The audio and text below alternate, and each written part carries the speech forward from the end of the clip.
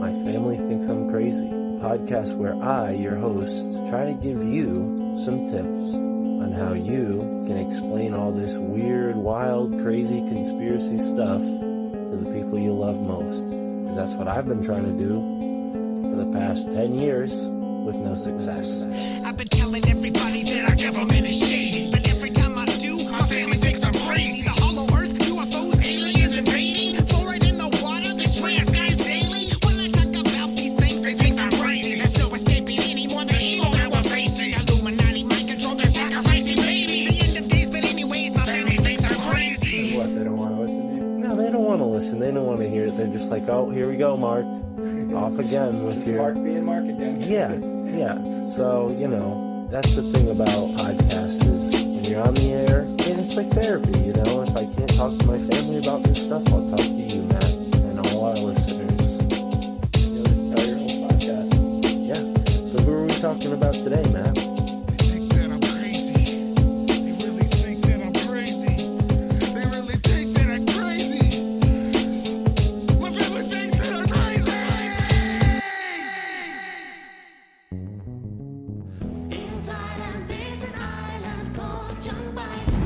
คุณกำลังได้ยินครอบครัวของฉันคิดว่าฉันบ้าไปแล้ว อยากตายหนีไปไกลจากเธอมันเจ็บจนจำ Join me on this uncharted journey into a land first recognized by the Western world as far India in the 11th century. Thailand is a mystical gemstone crystallizing over many centuries into a unique window into our past and one fascinating expression of human culture, unique from Asia and the world as a whole. And like many cultures we've previously explored, Thailand is a world teeming with magic, mysticism, and many occult practices whose counterparts have been lost to the rest of the world. Our guide through this aspect of Thai culture is Peter Jenx, author of the seminal work in this realm titled The Thai Occult. He joins us today to share his latest book, Supernatural Thailand, here on the My Family Thinks I'm Crazy podcast. I'm Mystic Mark, of course. Thank you for tuning in and enjoy this episode with Peter Jenx.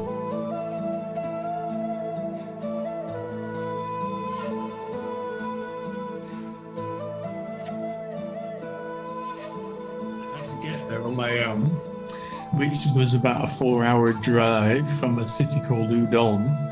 Getting there at 7 in the morning. The climb's a bit hard. They could do with a lift, but the place itself is just unbelievable. It looks like coiled serpents, huge coiled serpents, huge Naga heads lying on the floor.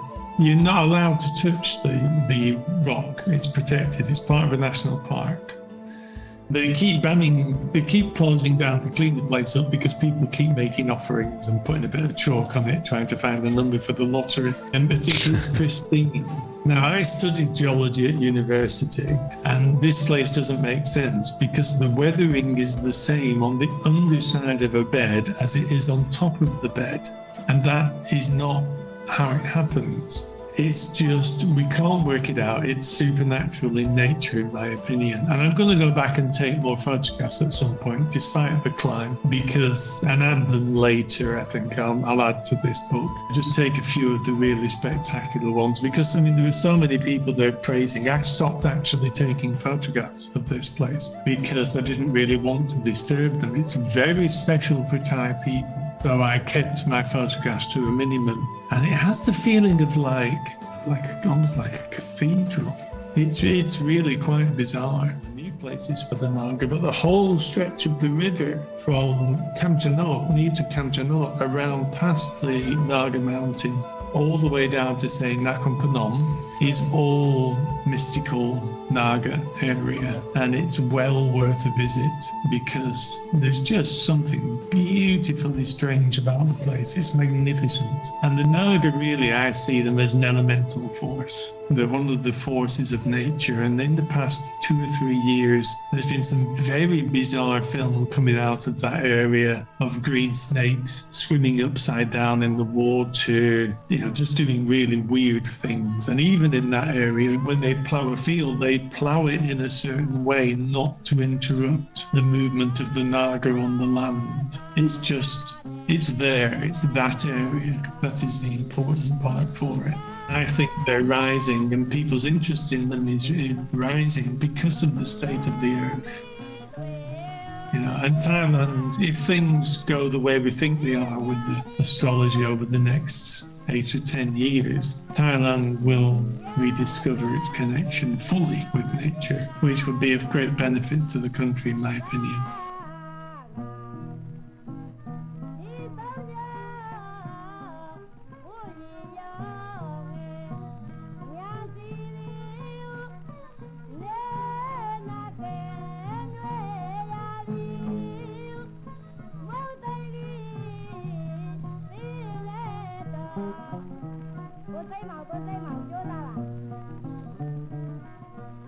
We've been calling it the synchro mystic ever expanding now because it's this momentary thing when you experience these, surreal or even meta, these synchronicities are sort of a cliche at this point, at least in my small community.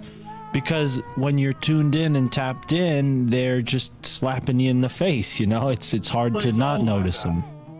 Yeah, it's all like that. It just becomes part of life. Right. And unfortunately, a lot of people in my experience where I grew up had really no concept of this. They maybe appreciated some finer aspects of life, but for the most part, this was a type of philosophy that I really had to, discover in a way. It wasn't available to me. It wasn't available to many people, to be honest with you. It was a very small community, I presume, like 30 years ago, 40 years ago. And I think just the modern times have made it necessary to get into it. Well, let me tell you a little bit about this show, Peter, and it's a pleasure to have you here. I hope you don't mind me calling you Peter. This is the My Family Thinks I'm Crazy podcast. So we're very comfortable at this point in the show. I've spoken to many brilliant people like yourselves, and I'm comfortable in this position of knowing all that is weird and wild and strange. But I think some of the listeners come to this show from a place of maybe neophyte, right? Where this is all new to them and they resonate with the title. Oh, my family thinks I'm crazy too. So if you could, for people who are maybe new to your work and even maybe new to this show, give us a little 101 on who you are and what you're doing. Sure. My name is Jenx, Peter Jenkinson, and I kind of come up through a magical world without, just on the periphery of it, never really dipping a toe in. And then maybe 7 or 8 years ago in Thailand, I have kind of allowed it in because I was almost avoiding it. I wasn't quite ready for it. But it was a time of becoming really independent from the world. And whether that was due to the magical being coming in or whether I was ready for that is to be debated. But eventually, I think with most forms of magic, we have to kind of come to terms with the fact that we're going to let it in. And letting it in has kind of changed my life. I've realized very quickly that the information on the occult system of Thailand was very lacking. So I started with a book about what information was available, most of which is wrong now, to be honest. But that's the learning process, right? And from that point, we did a book on Satyan, interviewing the makers, which was very early to do that, and they were very trusting of me. And then went on to do the third book, which was the one that really took hold. To be honest, it was the one that we were waiting for. to happen because it ended up being 552 pages and having the magicians themselves describing the system, which kind of stopped some of the misinformation in some places, but in other places it still persists. And then I turned around and rewrote the Satyam book because it wasn't good enough. And now we've just released a PDF, Supernatural Travels in Thailand. So the journey, there's one more to do, but the journey is still continuing at this point. Wonderful. Yeah. And I must say again, I'll reiterate that I'm really a fan of your work, as somebody who has really been an armchair magician myself, not quite a practitioner, but more of a reader. I found it really fascinating to learn about this world that really seems like it's out of reach for someone who's, solely an English speaker like myself. So yeah, what you've done is fantastic. I wonder, when it comes to your own process or your own philosophy, how much weight do you put towards like this universalism or syncretism? Because there seems to be two camps. There's people who take the occult and they synthesize every culture to be sort of like a different version of each other. And then there are other people who are more conservative and they say, well, no, this is the true, what's in Thailand is unique, right? Is this the stance you take, or the former is more of your position? Well, I'm pretty easygoing, to be honest with you, but there's two things there's one thing in particular that has to be remembered, and that the language itself here is sacred. The language itself is based within magic. Wow. Yeah? The kata, which is an essential element, is also magic. So words are magic. And that's something we have to come to terms with and take it with that level of respect. One thing that I've noticed with the big book, the 552-page job, which nearly killed me, by the way, Mark,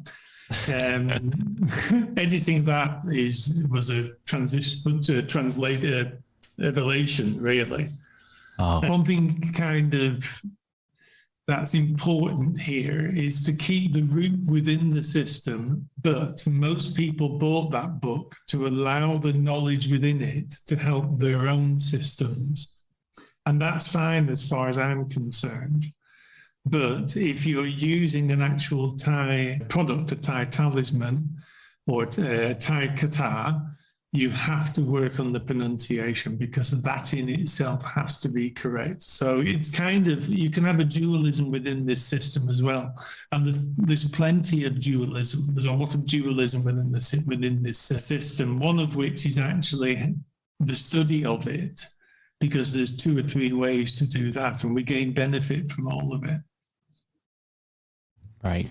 And that is why I'm pretty clear about that I am an armchair, person in this realm. So nobody who listens to my podcast comes to me for this kind of advice or anything, To be honest, in the end, you will end up being a collection of knowledge that people will tap.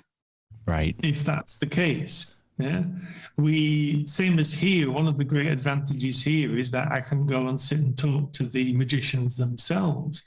And it kind of rubs off, and you end up practicing in certain ways. And while I am not a trained Ajahn, anybody who ends up using the amulets they produce can actually make magic themselves, but without the intention of making magic. How about that for a comment? We cannot, it's an Eastern practice. We have to allow it to make it itself and step back from our ego. And for people who aren't familiar with the term you just used, it sounds like it's a title, an Ajah. I hope I'm pronouncing it. Is it's a lay magician. Right. And monks make magic here. Krubas, which is another title for a type of monk, make magic here. The Ajahn is predominantly the lay magicians, most of which were monks at some point. Almost like a blue-collar mystic, so to speak. Kind of, yeah. And they don't have as many rules to follow.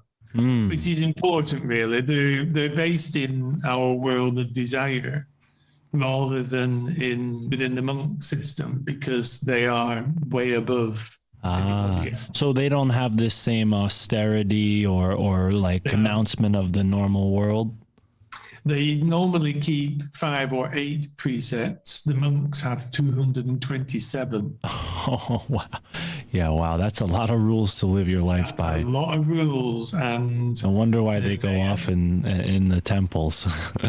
they are essential and remarkable in equal level, in equal terms.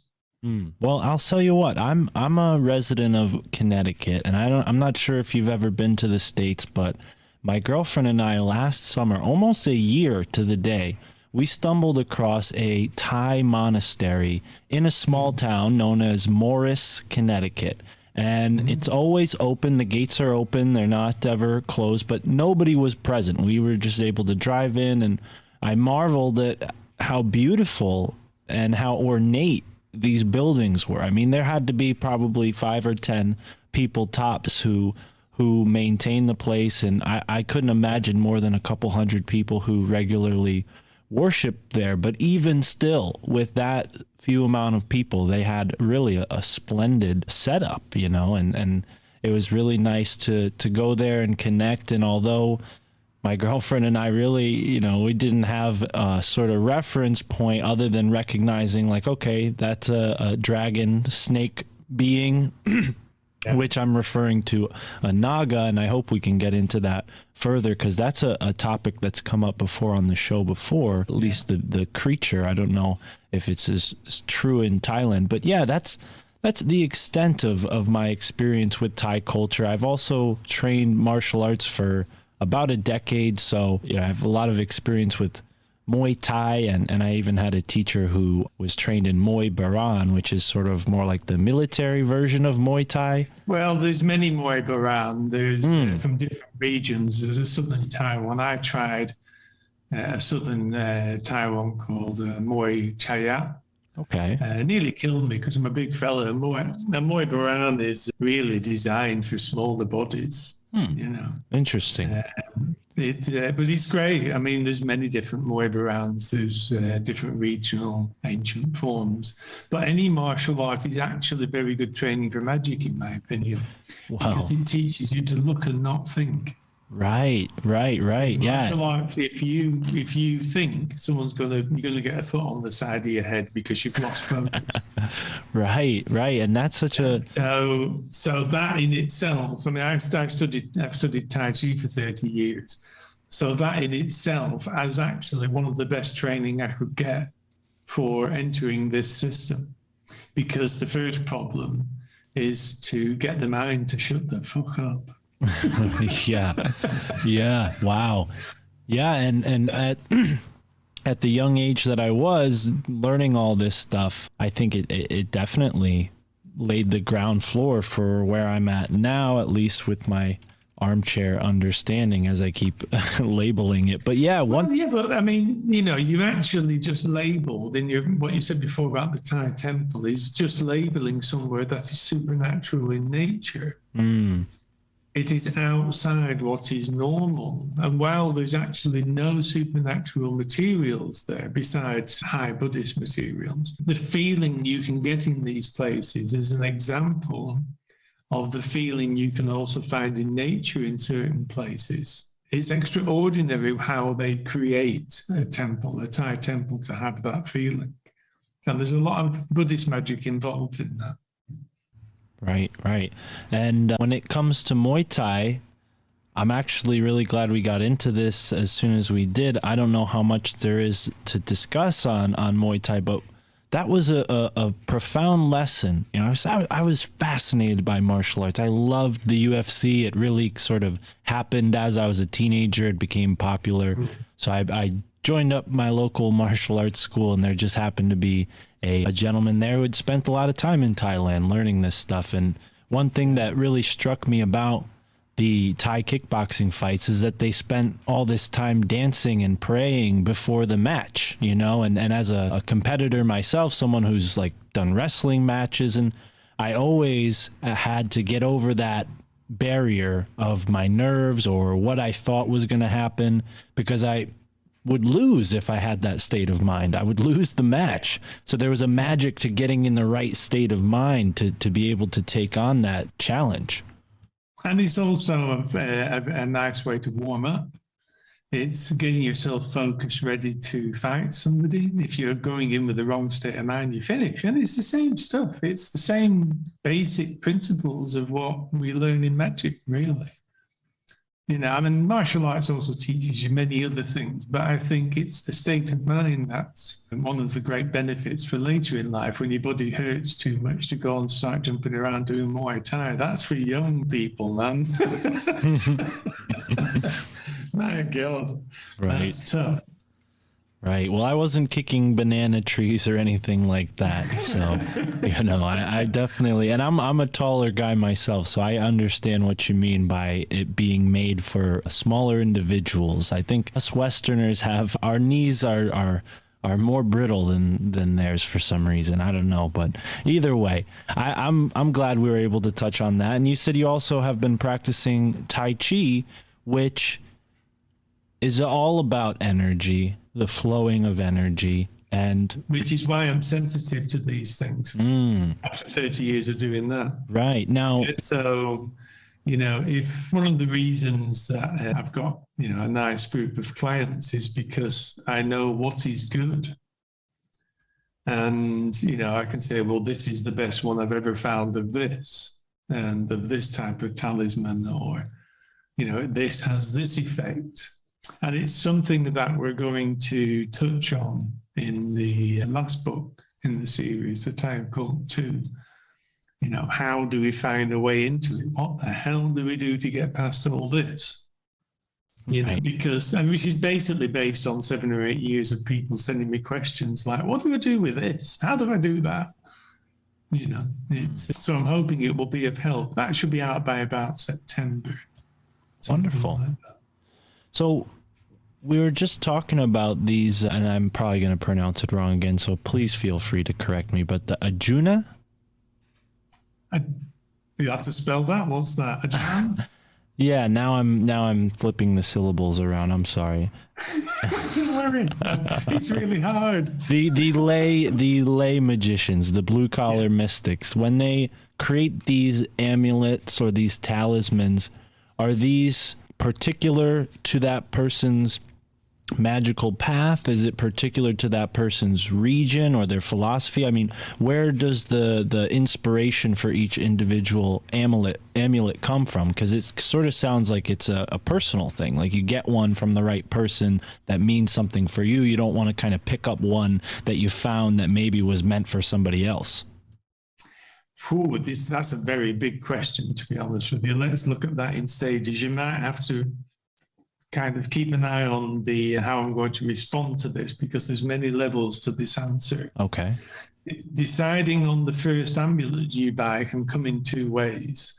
One, you just dive in, and that normally happens with people who are particularly attracted to ghosts and having ghosts in their life, because a lot of Thai amulets carry supernatural materials from the bodies of people who have died in certain ways. They've died before their allotted time.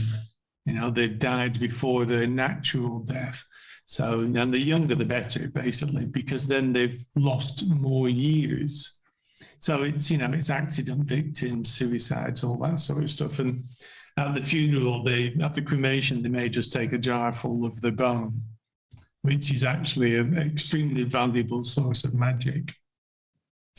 So normally a lot of magicians use that. The monks and some Bhajans also use comprise. We call it putakon, which is the value of the Buddha. And to really, the second type of person that gets into this wants to know what to buy. And while I cannot tell them the specific amulet to buy, because the amulet has to choose them, we can request an astrology reading from Ajahn Apijai, who will look at their chart, their birth chart, and tell them what they need to boost from that birth chart. Now, this can either be a certain attribute, of magic, of which there are many in Thai, but they basically correspond to what we need as human beings with desire. So a lot of it's about love, money, protection, etc., etc. And he also will tell them what element to balance within themselves, because that can also bring the amulets for that, which are electli, which translates as a liquid metal, can help also boost the natural attributes within the body. We're all born with certain magic within us, according to the Thai system. So some people have got extreme sine, extreme attraction. We've all met them. Yeah, we dribble when we meet them or get very jealous. Some people are born with an incredible amount of luck. Some people are born with status. And this is all dependent on your astrology. So that is one way that some people enter the system, so they don't make mistakes. And then you don't need to buy as many things. Just get 3 or 4 things that are of top quality, and learn the practice itself. Yeah. So each magician is part of a lineage of magicians. Some people are part of one lineage where they stick strictly to the learning that has occurred and been added to by magicians for the past hundreds of years. Some of these lineages go back to very important people, very important monks. And that's why people study it, because of the fame of the monk, and they can be part of the lineage and also the knowledge contained within. Most magicians choose the buffet. They will have magic, pick little bits of magic from many different people, have many Kruba Ajahns, teacher Ajahns, who help them understand various forms of magic, and they will enter into a relationship with them to attain that form of magic. So this also relates to what people buy, because some people will stick to one magician that they really relate to and connect to, be they living or dead. And other people will just buy what they think they need or feel that they need or are told that they need within an astrology reading. I think that covered the whole question. Am I correct? Yeah, I have a few more questions now because of your beautiful response. But yeah, so it sort of sounds like, I mean, correct me if I'm wrong here, but this can venture into maybe an unconsensual affair if someone dies and then their bones are used or their body parts are used and they're not maybe, aware of that before they die, that is this the case? No, well, the thing about each region of magic in this country is that they often have a relationship with the ghost within that is slightly different. In the Lanna area, which is where I live, Lanna is like 1,000 rice fields, 1 million rice fields, sorry, I underestimated. The magicians here, if somebody dies early through terrible luck, it is related to their karma.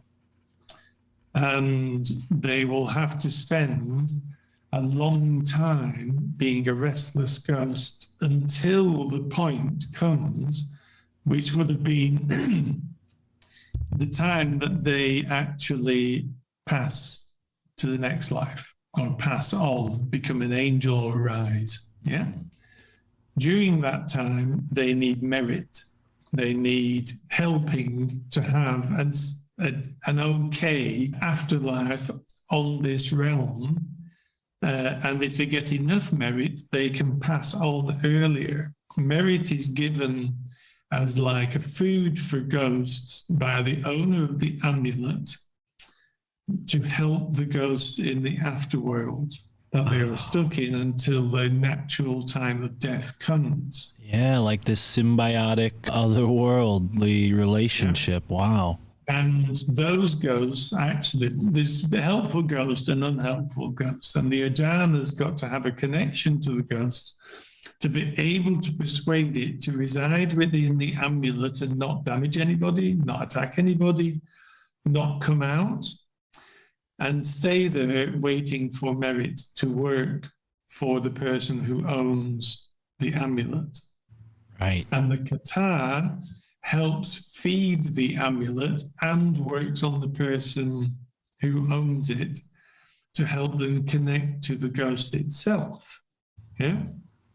So it is working in one way to look at this is to work in process whereby you are considering helping somebody stuck in the afterlife. But as you say, it is not consensual originally.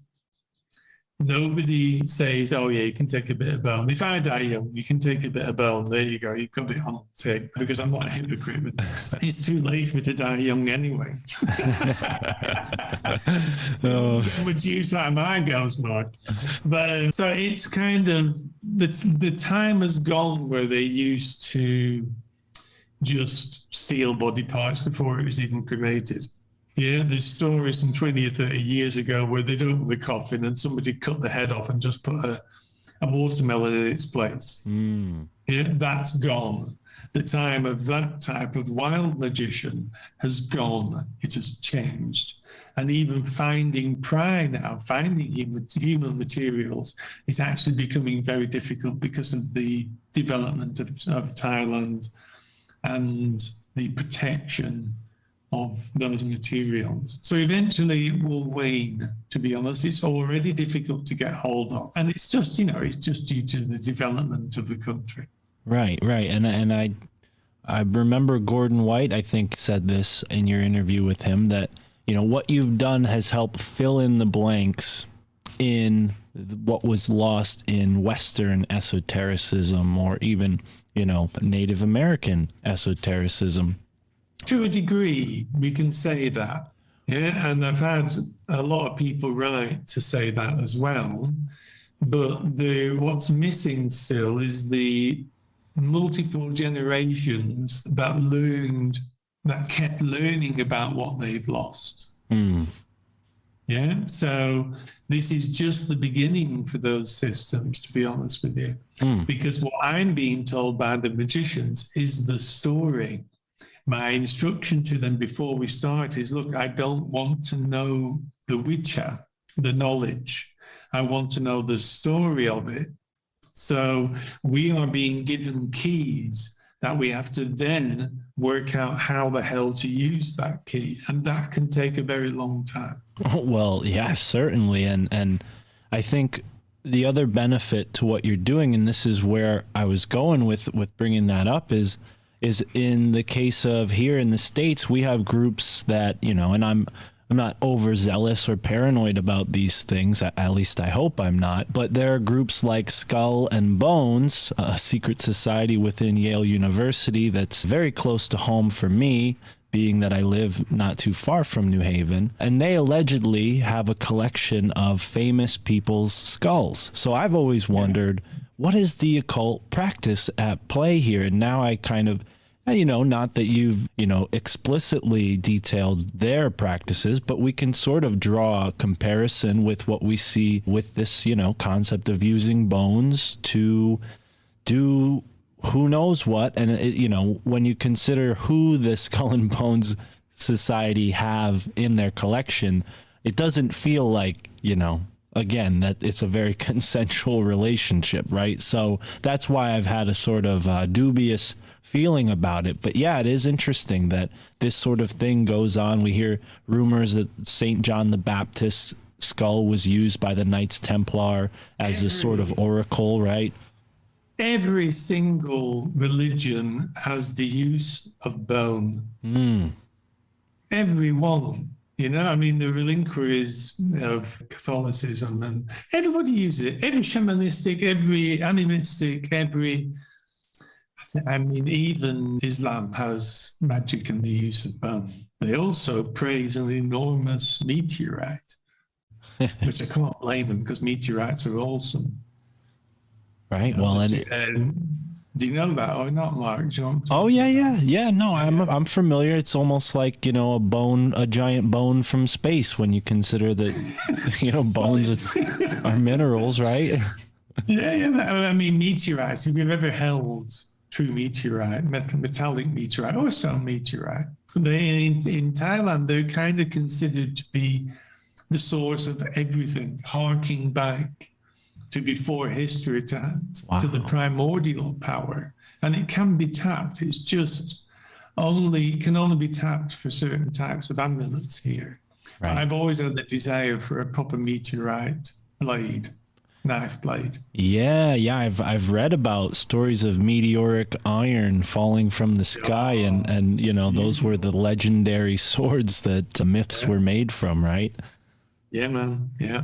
So, I mean, you know, there is a tradition here of making magical knives, and it's very good. It's very potent. They know what they're doing with it if you get it from the right place. They are best made for the person individually. The metals are chosen, the metal mix is chosen per person on an individual basis. And again, it's one of the few places that still makes magical knives for people. Yeah, I just wish I could find a nice lump of metal meteorite rather than stone, so I could have one of them made. That would just be awesome. Yeah, I'm sure the king has one, right? Well, it's sort. I'm sure he has many, actually. I'm sure. Well, he has. There will be a collection of very, very important knives. Well, I do want to ask you about royalty. Maybe we can get there in a moment. Subject here, by the way. I'll have to be careful how I answer. Oh, sure. Yeah, no, all respect to that. And this isn't live, so anything that you say that you feel may be best left out, we can always edit. I'll even edit this. I'll just carefully word it. That's probably the best idea. Well, I do want to ask about elements real quick in terms of like, you know, the elements, and we hear in the Western magic system that knives have a sort of association with the element of air. Is that true in Thailand? Do they consider these sort of correlations like that, or no? No, I've never heard of that. Okay, yeah, it's a knife is there for protection, and it has many uses. You can use it to cordon off an area. You can use it for wishing. You can use it for cursing. You can use it even to calm your own mind. It's a very symbiotic relationship. There's no relationship in Thailand with the air element. Well, and I think this is symptomatic of the Western classification, right? They try to categorize everything, and you know, in Wicca and other schools of thought in magic, more modern schools of thought, they have like this sort of, you know, association quality thing that they do with each element. And I'm wondering if that is present at all in the system of magic or occult in Thailand. Like, is there, you know, the fire element, the water element, does that hold any, you know, weight, or is it not present? It holds more weight than it's actually given credence about. The elements within are generally balanced in two ways, because they believe in having a balanced element so they can work better with. It's related to the 32 parts of the body practice, which is how they construct a new spirit within an amulet. They can do that. Yeah? So to do that, they have to be able to understand their own elements within and how they are balanced. Right. So for us, for outsiders, it's difficult to attain that in the traditional way, because that is one of what results from the practices of being a monk. So there are practices within Buddhism itself that balance the relationships with the elements within people. The way that's open to us is through elemental leklai, which is one of the legendary materials here. I've been working on leklai for about 3 years. It's a nightmare because there's too much legend associated with it and myth. So I've been trying just to look at the magic, and it's going to be in the next book. But there are, in all forms of leklai, there is one of the 4 elements, and it will boost that element within the person. So, like for instance, like for myself, I have balanced elements. I'm lucky. Yeah. So I can use Lie elements to bring certain attributes that I want in life without having to resort to using human materials. So like at the moment, I'm actually wearing a fire element Lie called Lie Sui and Macha. I don't expect you to remember that. Thank you. The language is the nightmare, and it boosts the health, it boosts your energy, and it brings authority. So it brings a certain force behind you, to what you do and how you are. And next, I'm going to make a relationship with the water element Lai, which is called Lai, which is to get people to be kind to you, for metta, for popularity, and for great fortune. The one I'm looking forward to the most is the wind Lai, which is called Lai Palai, which is like wind itself, kind of mixes everything up, kind of blows everything back into position. It can help keep the fire, kindle the fire in people, because wind kindles fire. It's a complex relationship between the balance that's within. But I've not done that one yet. And then finally, I'm going to use the earth element Lai, and I have some very nice ones currently being cased to see how that feels, because I've got to my aim next is to understand how the elements feel within, so I can then try and help other people with it. All right. Well, I'm so glad we got there from a seemingly unrelated place with the knife. But yeah, that's very interesting. So it's new work, and it's something that I've been working on for years. And we've translated two books, one of which we had to stop. It was just driving Boll insane. And the second book is okay, but then we kind of started interviewing one of the few monks left who work with Lai, and it's kind of changed our understanding of it all. Primarily because we're trying to avoid where they get it from, because there's lots of legends about it being coaxed out of caves and things like that. And then suddenly, having tried to avoid it, it looks like I'm going to be invited to a cave to see it done. Oh, wow. So it's going to be a full circle thing, which is very typical. Try and avoid something, it'll always bite you. It'll always come back on you, man. Yeah. And, we'll just have to see how that works out. But I'll report it all and photograph it for the next book. Excellent. And I did want to touch on caves at some point as well. Is the northern region, you said you're in Chiang Mai, is that area particularly mountainous and fraught with caves, or are they rare? No, there's plenty of caves around here. It's the northern lands are beautifully mountainous. A couple of 1,000 meters mountainous, something like that. And we're very lucky. We have fantastic weather up here as well. And some of the maddest caves that I can take people to, which are in the Supernatural Thailand book. Right. Because caves here are the dwelling places for spirits and for deities.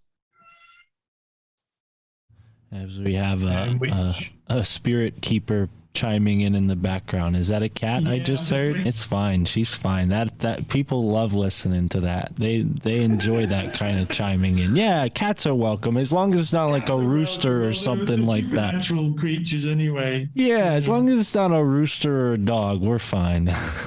Okay. But I mean, I do love cats. Cats are half in this world and half in another. Oh my goodness. Yeah, and I'll tell you what, I saw a bobcat a day or so ago, and which is a rare sight where I live. They don't typically make their way this close to the city. I'm not in a city, but we're close enough to other cities. And this big bobcat crossed the street in front of us. What a sight.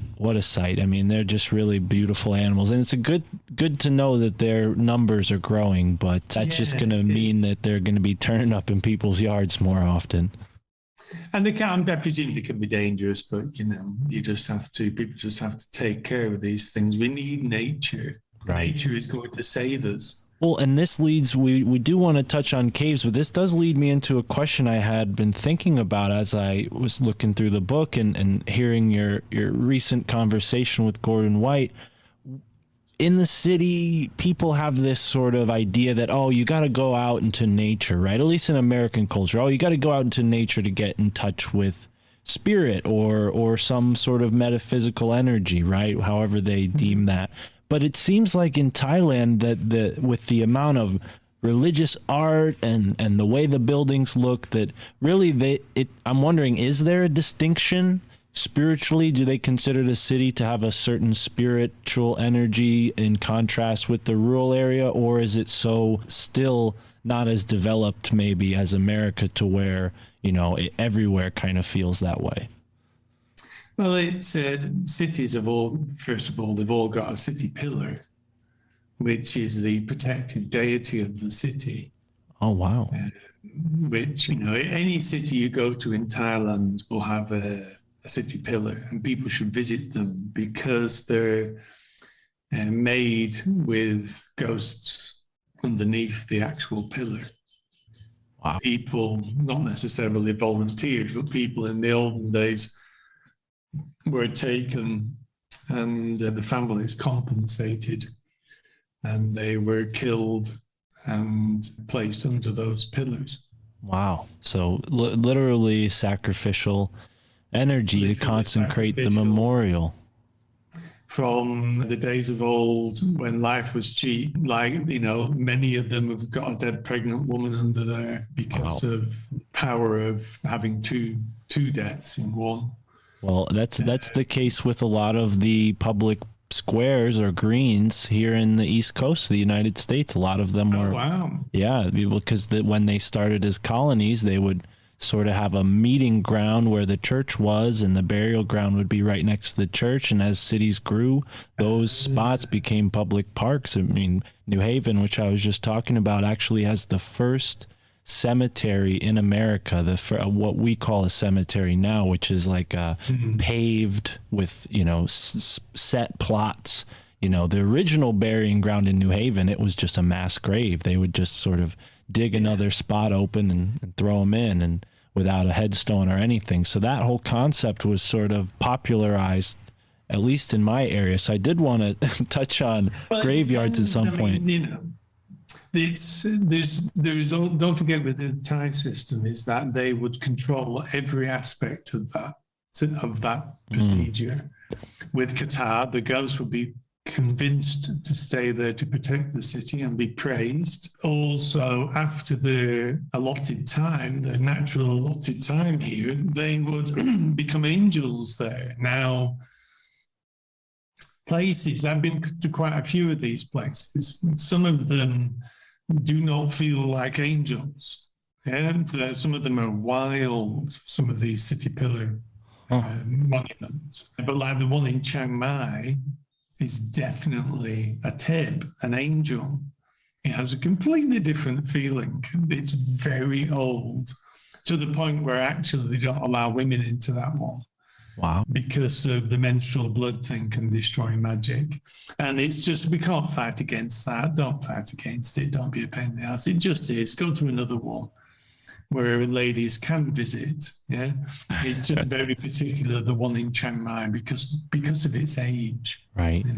Right. Well, we don't attract the type of audience that would go and tear down a statue. They did that in the United States for a couple years now. But yeah, that is interesting. So do you think that's because there are some that are more appreciated than others? Like, are certain cities sort of leaving these structures, in duress? I just think some of them are wild. I don't really try and work out a reason for it. Right. We don't know what's underneath it for a start off. We don't know how that power has been directed. And I'm damn sure if there was ever real serious trouble came to Thailand, they would be brought back. They would be boosted, those ghosts, and used, because, they're terrifying things, the city pillars.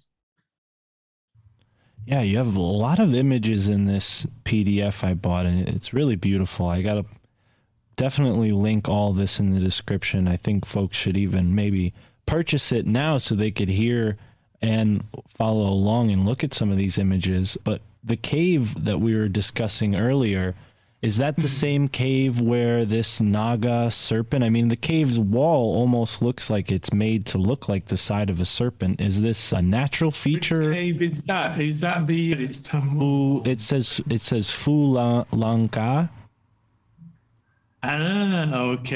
Okay. That's really bizarre. This is new. This place. Wow. It only really came out a couple of years ago, and then it was discovered a couple of years ago. It couldn't be any more remote than what it is. It's a complete pain in the ass to get there, but it's one of the most incredible places I've ever been to. And it's very popular at this time. So when we were climbing, there was like well-known Thai stars up there and all that sort of stuff. And the photographs in the book do not do the place justice, and that is deliberate. It is somewhere that people need to go and see, but getting there and even getting a ticket to get in is incredibly difficult. Bon woke up every morning at midnight every night while I was trying to get a ticket. They only sell tickets 2 weeks in advance. And the 1-2 weeks in advance sells out usually within about 3 minutes. And you have to book it online. So it took about a week to get it, and then I had to get there on my own, which was about a 4-hour drive from a city called Udon. Getting there at 7 in the morning. The climb's a bit hard. They could do with a lift, but the place itself is just unbelievable. It looks like coiled serpents in the rock. Huge coiled serpents, huge Naga heads lying on the floor. Wow. So these structures are somewhat not intact anymore, or are they somewhat pristine? What's the damage like? You're not allowed to touch the rock. It's protected. It's part of a national park. They keep closing down to clean the place up because people keep making offerings and putting a bit of chalk on it, trying to find the number for the lottery. But it is pristine. Yeah. Now, I studied geology at university, and this place doesn't make sense because the weathering is the same on the underside of a bed as it is on top of the bed. And that is not how it happens. So it's just, we can't work it out. It's supernatural in nature, in my opinion. And I'm going to go back and take more photographs at some point, despite the climb, and add them later. I think I'll add to this book. I just take a few of the really spectacular ones because, there were so many people there praising. I stopped actually taking photographs of this place because I didn't really want to disturb them. It's very special for Thai people. And so I kept my photographs to a minimum. And it has the feeling of almost like a cathedral. It's really quite bizarre. All of it is open. All of it can be got to. You need a guide if you can, it's also local employment. But if you can get a ticket and if you come to Thailand, it's an essential place to visit. Wow. Yeah. And to keep making comparisons to where I live, we have up in New England in the sort of New Hampshire area, several different stone structures, as well as in the New York State area, that are basically spirit animals. That's how the indigenous people here would call them. And you can see different, there's a turtle, there's an eagle head, there's a cat's head even. So wonderful. Yeah, so this is something that, is definitely paralleled in other places. And I can... This is one reason I wrote this book, actually, is to try and get people to see the same places where they are. Well, and because go ahead. It's just a matter of opening our eyes and actually starting to praise these places. It will have a tremendous difference, make a tremendous difference to the world. Yes, and this is kind of where I was leaning towards with that question earlier, and I respect your answer, so I won't make you ask it or answer it again. But to add to that, past guest Peter Shampoo, he's written this book called Gaia Matrix. His answer to a similar question was that, we here in North America have disconnected from these sacred sites. The ceremonies that once took place there no longer take place. The natives have been taken and brought onto these reservations. So I know this thing hasn't happened in Thailand, maybe not quite in the same way, but it seems there's a lot of strife, at least bordering Thailand. I don't know how much of that makes its way into Thailand, but Thailand does have a sort of reputation for being, a little bit like the Wild West of the East, in some ways. So I can appreciate your answer too about these statues or these pillars, the city pillars, having wild energy. They can. And also, Thailand's still a developing country, and we find what we need to find here. Some people need to find the wild side of many aspects of life. But going back to what you said about the native Indians in America, it's my belief in America that there is such violence because you've lost control of the land spirits. Yeah. You've lost that control of the land itself. And it was I think it was with Greg Carlwood. We were having a chat one day, doing a podcast, when he was talking about a detective that had been on his show investigating instant disappearances. Like, people turn around, turn back, and the person's gone. Yeah, David Polides, missing 411, yes. Okay, and he said, what is it? What would the Thai people see that as? I had instantly just said land spirits. Wow. It's land spirits can be astonishingly strong. Well, and to that point, people often attribute that to things like Sasquatch or even like Dogman or some of the more creepy, bordering on ghost type sightings. Do you have this same thing going on in Thailand? Are there any cryptids or even monster type creatures? Really. Not really. It's all spirits here. It's ghosts and violent spirits. Right. We don't really, there's enough mad people here not to need Sasquatch. Well, you certainly have the forest space to house an ape. I'm sure you have plenty of native apes. Like, there's no orangutan in Thailand, but there's plenty of monkey species, I'm sure. Yeah, but they're all small. They're just going to nick your food rather than do you any damage. No primates then, other than humans. No, I mean, the tigers have all gone. Really, there's the odd one wanders in from Burma, and there's tiger farms nowadays, or sanctuaries as they are called. But they're losing the connection with nature here as well because of development and everything else. But I feel that's about to come back. Yeah. I think there is a sort of wave that's sweeping the whole globe that's hoping to restore our connection with Gaia. People moving away from cities, becoming sustainable, self-sufficient. But when it comes to the Naga cave, is there a direct connection between the Nagas of Thailand and the Nagas of India? Because I'm sure a lot of people have heard that phrase before. I mean, there's even the Nagual in Central America, which has a sort of similar sound and spelling, but it's, we would be getting into some alternative history if I tried to explain why I think there's a connection there. But I'll let you answer the India-Thailand connection if you're willing. Well, most of the knowledge here, most of the magical knowledge, what is considered to be a structured magical knowledge, most of it came from India with the Lursi, the wandering Ascetic. So and Buddhism came from India as well, don't forget. Right. So yes, the Naga came with them, and also it was a seven-headed Naga that protected the Buddha from the rain, if you may remember that aspect of Buddhism itself. So the Naga's really been a part of this world for thousands of years.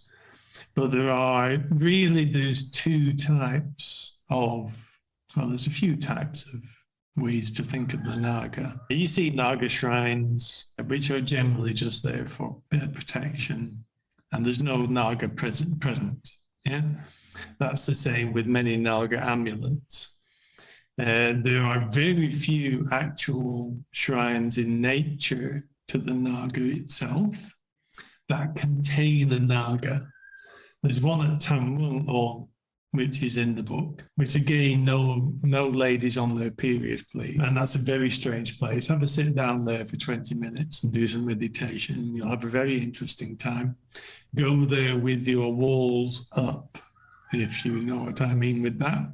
It's a particularly haunted cave. And there's another very nice, tiny Naga shrine next to a stream in an old abandoned temple that's just been resurrected on Doisu Te, one of the mountains here called Wat Palab, sorry. But the main Naga shrine really is at a place called Kanchanot, which is, it's like a swamp area that's very famous for a ghost story and very famous as one of the portals for the Naga to enter on the Rainbow Bridge. And the main family there is the grouping of Sisuto. And it's well worth a visit if you can get there. It's so popular with the Thais, the cars can stream back a couple of kilometers. Wow. And luckily we went in the midst of the pandemic, so we could just walk straight in. You know, the pandemic's been great for certain aspects, because otherwise you'd just never get close to the place. You know, it's that popular for great fortune and for people seeking the help of the Naga. Right.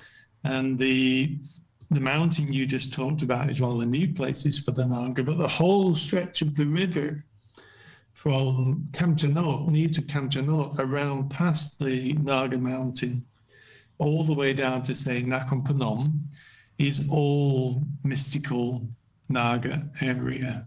And it's well worth a visit because there's just something beautifully strange about the place. It's magnificent. And the Naga, really, I see them as an elemental force. They're one of the forces of nature. And in the past 2 or 3 years, there's been some very bizarre film coming out of that area of green snakes swimming upside down in the water, you know, just doing really weird things. And even in that area, when they plow a field, they plow it in a certain way not to interrupt the movement of the Naga on the land. It's just, it's there. It's that area that is the important part for it. And I think they're rising, and people's interest in them is rising because of the state of the earth. You know, and Thailand, if things go the way we think they are with the astrology over the next 8 or 10 years, Thailand will rediscover its connection fully with nature, which would be of great benefit to the country, in my opinion. Yeah, and I'd feel like I left something out if I didn't make the correlation to ley lines based on what you just said about, you know, farmers taking care to not disrupt the Naga as they, you know, and this is, you know, exactly what we see here again on the East Coast. We have all these ley line alignments that were memorialized with stone structures, and now it's sort of a puzzle to piece some of them together, because a lot of those stones were redistributed to make fencing and things when the colonists came in and started farming, right? So, well, there's some very talented magicians in the US, and they just need to focus on sorting that out. And they're talented enough to be able to do that. Well, thank you. We need some more credit over here. Appreciate that. Everything, and in my opinion, there are talented people all over the world who can do this, but they need to get together and do it. Well, and this is the difference in Thailand. They can work as a unit. Okay. Whereas the West is more individualistic, of course. You know, but I mean, with things coming that are coming, I think the magicians will start working together. Is one of my. I think that will happen to try and combat things that are on the horizon. Well, and you mentioned the rainbow that the Naga flies through, or something to that effect. The Rainbow Bridge. The Rainbow from Bridge. Their world to ours. Well, we were just having a conversation on the podcast I mentioned earlier with a gentleman named William Henry, and he was describing to us how the National Rotunda at Washington, D.C., within it, George Washington is seen on a rainbow bridge. And and we were sort of laughing at the connection between that and what we had discussed earlier about like the warriors of the rainbow, this prophecy that is described by the Native Americans. And I sort of made the comparison like, hey, look at what we're doing with this internet. You know, this rainbow is streaming through these plastic and wire cords and appearing through our screens, allowing, you know, this light and sound that is the podcast here to be broadcast to many different people, uniting us all in the same way you're describing. So I hope in a way we can both be a part of that. I know you certainly have with your authorship and your very, very deep research. But when it comes to the regions, you described, you know, having sort of contrast between different regions. That makes sense. I think there's, you know, multiple 7 or 8 distinct different ethnic groups of Thai people, right? So within those different groups, there's going to be plenty of, you know, sort of crossover, but also uniqueness. So would you say your area that you're in, Chiang Mai, has a certain energy that's unique to Chiang Mai? And in comparison, where else do you like to visit in Thailand? Because you mentioned a lot about the Nagas and these mountains along the river. What other landscape features are pronounced in Thailand? Well, you know, if the regions do have their own feeling, but it's all Thailand. And what comes out really now is the different cultures from the different people. That is all just part of the Thai cauldron, the Thai pot of information, pot of knowledge, pot of living. And we just interviewed a Thai Yai magician, a very famous one. We're very lucky to get it. And the differences between their magic and, say, in the raw parts of the Northeast, which are more influenced by Khmer magic, so it's kind of can be perceived to be darker. And then compare that with Central Thai magic, which is generally more ritualistic. It's kind of closer really to Brahmanism, really. It's got Brahmanistic influences. So this just goes on.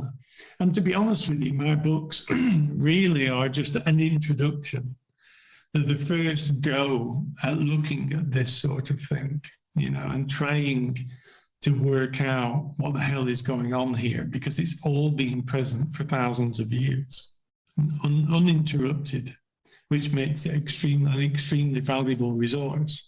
And I think in the next generation of people that come, somebody will have to look at it all again and reappraise it for that generation. But in the meantime, we kind of have to find a way through the knowledge that we are receiving and at the same time live within the world here. Because I'm not going to be some sort of mad person sitting in the middle of a jungle. Not yet, anyway, Mark. But for me personally, visiting places, I love caves. Caves just really do it for me. And if I want a day out on my own to replenish and just immerse, I will generally go to one of the caves of this region. And they just sit for a few hours and they come back completely refreshed. And we're going to have to find ways to do that, I think, as a human race as well. You know, we need the places of power to kind of be, you know, to be born again every time we go. But in my opinion, actually, you know, I was thinking of one of the questions you may ask was, if these places are not available, what the hell do we do? You know, if we can't, I don't know what I'd do now without these places to visit, to be honest, because I wouldn't have my resource, if that makes sense, and the refreshment available. And I suppose the only way to do it would be to create your own supernatural space within your home with an altar and do it in the correct way. And that will eventually act as your battery. Brilliant. Yeah. Wow. You I know, tried to. because I mean we've got to find a way to adapt all this and to use it. And we're not all in the position where we're sat in the middle of Chiang Mai, you know. Right. But I'm a believer in that there's a way for everything, even the more esoteric practices to be done outside this country. Well, and one thing that I will say, you mentioned this being an intro. I think people often get a little like, as an English speaker, speaking just for myself here, a little flabbergasted. But then when you see the translations of these words, it starts to make a lot more sense, and you start to realize like, oh, okay, this is a very universal thing that any human being can get behind. Yes, it's a very deep part of Thai culture. I don't know how many other countries have such a high percentage of one religion, right? It's like 94% of the country all is Theravada Buddhist, right? So that's it's actually pronounced, I only found out this recently, it's Theravada. Now, why it's spelled that way, I have no idea. But this is classic, isn't it? Right. I've been pronouncing it in exactly the same way, but in Thailand it's Theravada.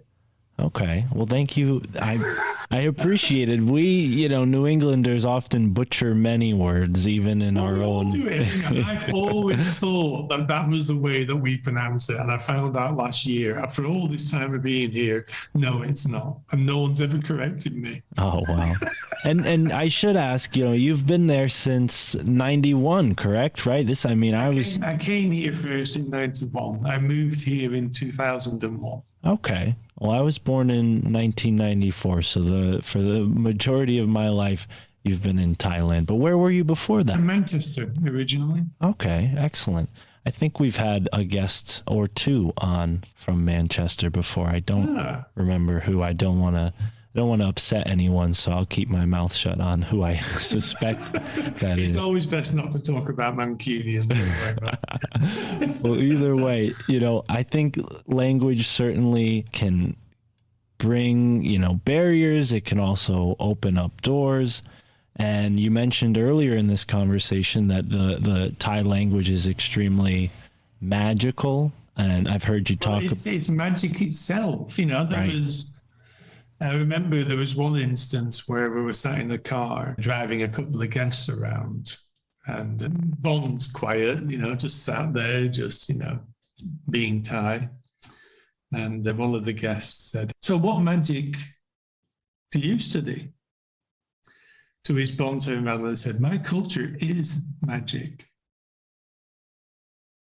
Everything is based on magic. Even parts of the language are based on magic, which is why it's so really incredibly difficult to unravel a translation or even speak Thai, to be honest with you, because one thing can mean God knows how many other things if you take it back through history and the influences on those words."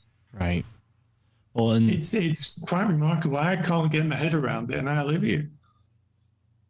Yeah, no, and I think that's just speaks to the true power of human consciousness, and as much as I think we should all have a common ground, I don't think we should have a global language. Maybe we need a sort of bridged language, but there is certainly a case to be made to preserve these unique places, and you are I think making a really good case for it in a totally unique way. So yeah, I must say that Ajahn Dang, who is one of the greatest Satyanajans in this region, he part-time teaches Lana because he's worried that people are going to forget it. Right. Because of the influx of Central Thai and TV and all that sort of stuff. He's worried about Lana being lost. It'll take a very long time, but he's making the effort to teach people. And he even does it online for free, I think, more or less.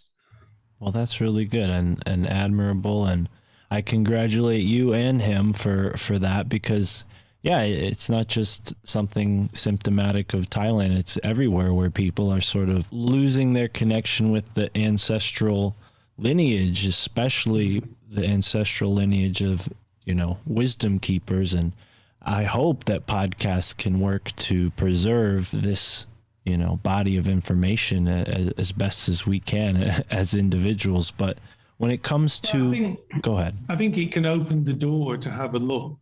Yeah, I mean, never forget, I don't know about this, I've never followed another form of magic, but I think with most magic, you will gain power from the actual lineage itself. It's certainly the case here. They call on their lineage of magicians to help with things, and it can bring a great amount of potency from certain lineages.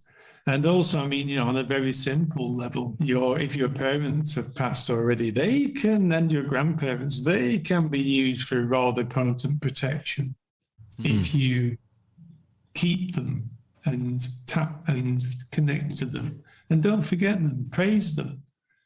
2 incense is the best way when praising your mother and father as a couple.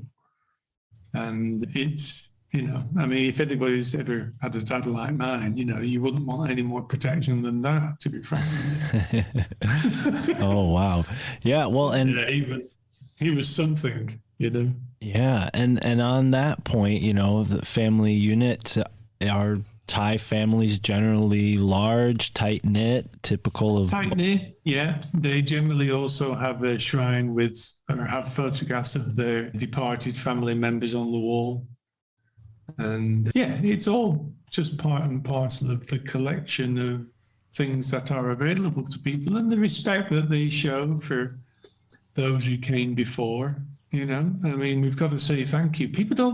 I think it's really important, Mark, to say thank you in this world for what we get and what we have. And I remember back in 2020 when they were looking at this decade, and the one thing that the person I was reading, it was an astrologer, just saying, look, you need to find your spirituality for this decade. It's the biggest thing in the decade. Find a spirituality and get close to it, because it will save your life. It will make the decade easier. Yeah. Yeah. I mean, that's certainly a message that's happening, isn't it? Yeah. And I think it's a message that's well received, at least in this community. And I think a lot of people who tied themselves too closely to science, maybe in spite of religion or spirituality, had a tougher time. And maybe there's an agenda there. I mean, magic is a science, I'm afraid. Right. Right. Well, and I should say I'm really kind of generalizing this sort of scientism that seems to have emerged, at least in the West. But I just think we're all thinking a bit hard, to be honest with you. Everything's too linear. You will understand what I mean with the current state of the US, which is very sad to see, to be honest. And this is partly why, as maybe a magical, mystical choice, I try to stay as little informed as possible in that sense of, being tuned in with what's going on, and I think being in a place like Thailand probably makes you feel even more removed from Western culture in a certain way. It only has power if you give it credence. Right. And the problem is that everybody's relating what is going on to something that's important to them. It's just drama. And they're using it to manipulate people to get what they want. Always look at the backstory. And at the end of the day, it's not that important, to be frank. Right. I mean, one of the things that I've always kind of wondered about was, I come from a simpler time, really. And it's like, one of the shocks has been actually finding out what my friends think. And I've known these guys for like 45 years. And we've only just found out how naughty they are, or, you don't believe that, do you? Oh. It's kind of, it should be personal, all that stuff. they are weaponizing people. And they're only going to that effort because they want to manipulate people. And as soon as we can get to that point, things will get easier. Yeah. Where we understand that, in my opinion. Well, and it's a double-edged sword in that way, because I think, you know, you hit on something that gravitates a lot of people to this show, right? Your friends might think you're a little crazy, and that's fine. You're more than welcome. They do. I mean, they've never been in doubt until now, Mark, you know, because, you know, we're all individuals, and this is the wonderful thing about people. Right. Well, Christ, could you imagine if we were all the same? How dreadful that would be. no, I mean, yeah, and with my sort of point I was trying to get to is with magic being a double-edged sword, in the sense that you don't want everybody to know your mojo, right? And maybe that adds to the Thai culture by it being sort of insular, but then at the same time it could be detrimental in the sense that maybe that risks it not being carried on if it's kept too tight close to the chest. Then people are like, well, I'm just going to get into this modern thing and forget about my roots. Magic is there on all levels to enhance the human being, to enhance the person. I think at first when people get into this stuff, yes, they want to, we all do it. Have you seen what I'm wearing around my neck? It might be a baby's hand or something, you know, as an extreme example. Yes, that all has credence. Yes, it has cool factors and all the rest of it. And yes, it's completely insane. But once you break through the effects of the ego and start to ignore it as it should be ignored, yeah, and to gain an equilibrium, these things can be used in very profound ways, and just from the way you are, just from having studied it, yeah, being able to view without thinking, which we were discussing earlier. You know, it's there to change the person. When you are that person, you then don't want to tell people about it. If they ask, then you tell them, but you're not going to force it down anybody's throat. Right. And that, I think, getting that back into the world would be of such benefit to people. We don't need to be told everything all the time, but we do need to discover.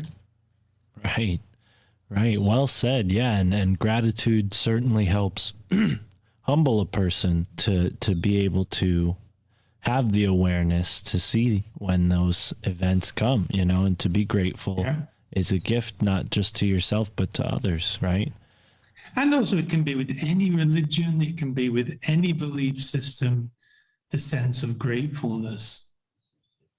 Right. You know, it's quite profound, to be honest. I say thank you every morning to the stuff I pray to, but that can be anything. Well, and when it comes to personal ceremony, you mentioned earlier lighting to incense for your past parents or maybe grandparents. When it comes to plants, are there certain plants that are central to Thai magic and Thai culture that are used? Because, I mean, here in North America, sagebrush, cedar, tobacco, sweetgrass, those are considered like smudging herbs, and they're very sacred for cleansing and removing negative spirits. Are those, do they have parallels in Thailand, those plants? I think every culture has a parallel, unless the culture is being destroyed. I mean, here, cigarettes are offered to the ghosts because the ghosts like to kick back and relax. Alcohol is offered to the ghosts, which is the same in every single culture that praises ghosts or uses ghosts. It's the same in Haitian voodoo, everyone, all the ATRs, the African traditional religions, all the shamans of, you know, Northern Europe and Northern Asia, all that stuff. It's all very similar in many respects, you know. There's a syncretism, again, that we've discussed. That's important with all this stuff. And, you know, I just think the practice itself is what we need to do, and just separate ourselves. Right. Well, and I have a question about a specific plant and what it, Oh, the plants. That's it. Okay. No, Edit and this bit out. no, you're fine. You answered my question just fine. I'm just Oh, it goes a lot further than that. Oh, go. Well, let you go on, but I just want to bring this up real quick because kratom, and you might have a different pronunciation for it, but there's a certain Thai plant. I may be kratom, maybe I'm mistaking it with something else. Oh, kratom. Okay. That's Yeah. more of a high. Now, It's a very gentle high. yeah, and it's become very popular in the United States recently, and Nice. I'm wondering, how the Thais use it properly. Is it a part of a spiritual culture? Does it have a sort of energy that, because here in America, plants are like entities, right? To certain Native Americans, it has a spirit in itself. Tobacco is a proper noun, not a noun, right? It's a being. Do they have that same sense of plants in Thailand? Not with kratom. Okay. It's just there to get you a bit high. Okay. Because it's Buddhist, you see, so they don't have They don't. hallucinogens and stuff like that. They don't rely on stuff like that. I mean, one of the 5 precepts is not to drink alcohol. Yeah. Right. So they don't want the influence on the brain in that way. Like all systems, there's a plant to spiritually cleanse the body, which is called Sompoi, which I often send to people if they ask for it. If they order something or want an amulet, I'll often send them Sompoi to keep clean. The herbal system here is just enormous. I've not even gone there, to be honest with you, and incredibly complicated. So not only are there's many famous herbs here. One example, would be Hura, which you use in the West, but here it's called Makrua. This translates really as the insane love plant. Because it's used actually in the same way as the West, whereby it's for love attraction and for enchantment. Wow. Yeah? So here there's a whole system to growing it. Like you have to use blessed water. You have to say the katana to the plant as it grows to instill it with magic. Right. If you are picking plants in the wild, some plants have to be picked on a certain day according to astrology. Some plants can only be picked, let's say, in the full moon or New Year, or it has to be cut in a certain way. Some plants you can't let your shadow fall on the plant when you cut it. Some plants has to be bitten off by the person when naked. And it just goes on forever. Right. And I've never done the plants, to be honest with you, because it would just end up looking like a gardening book. It'd be really quite tedious. Well, in the same way that the Congo and the Amazon have been sort of sought out for the plant oddities, has the Thai rainforest been sought after for this same thing? Is China in there taking, these plants and turning them into pharmaceuticals? Well, the pharmaceutical countries of the West are actually the ones that have been really... About 10 years ago, they put a call out, the government put a call out for the herbal knowledge of this country so they could test whether it's any use to actually patent. Yeah, AKA come in and corrupt. Everywhere. Yeah, it's just part of the process everywhere, and it's okay. I'm sure there's hundreds that they haven't tested because Burma's the plant regimen and herbal law is just insanely big, and it's something none of us have touched, basically. And the knowledge of it is kept. The names are kept secret of many of them. It's a bit that might take another 20 years to open, to be honest with you. Wow.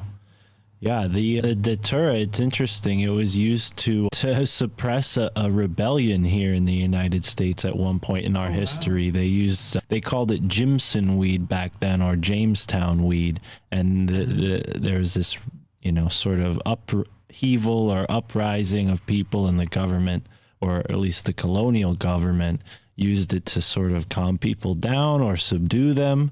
So yeah, it's interesting that this plant, I'm sure they had some knowledge of it when they arrived in the New World, seeing it from the Old World. But yeah, that's definitely an interest of mine, but certainly, not totally detailed in the book there. So just kind of a tangent that I wanted to go down.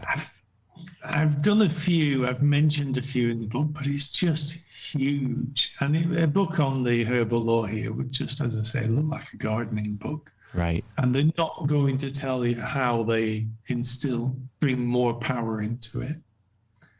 You know, there's kata for every plant, I think, from what they've said. But it's just enormous, man. And I think it kind of it's knowledge that's kept at the moment. Fascinating. Now, when it comes to animals, do they have a sort of place as, you know, totems or omens? Do certain animals mean certain things within a spiritual context? Well, I mean, you know, they follow the animal system of the Chinese-based animal system. Okay, I'm a tiger. Right. Yeah, and there's certain things you can do if you're born in the tiger year and certain things you can't do. I can't have actual tiger tattoos on my body, otherwise I'll be too much tiger. I was born in the year of the dog. I don't know what that... Be kind to me, tiger. And well, I think tigers don't eat dogs. I think they eat horses. Okay. So I think I'm safe. a person born in the year of the horse can't have a tiger because it will eat them. There's certain tattoo combinations you can't have as well. But there's magic associated with many different animals of old.